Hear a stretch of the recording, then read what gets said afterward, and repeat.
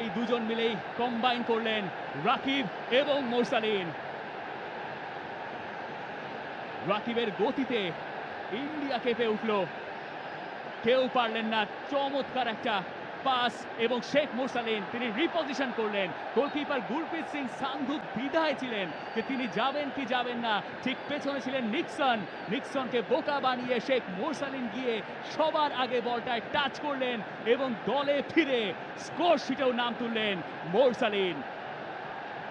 তার ক্যারিয়ারের সপ্তম গোল হয়ে গেছে। কীর্তনখোলা এক্সপ্রেসের গতির ঝড় দেখেছে এই ন্যাশনাল স্টেডিয়াম, এরপর দেখেছে মোরসালিনের একটা clinical finishing. Number 7 is roaring. Number 7 is roaring. Electrifying start. আমি বলছিলাম যে ইন্ডিয়াটা আত্মবিশ্বাসী শুরু করেছে, কিন্তু বাংলাদেশ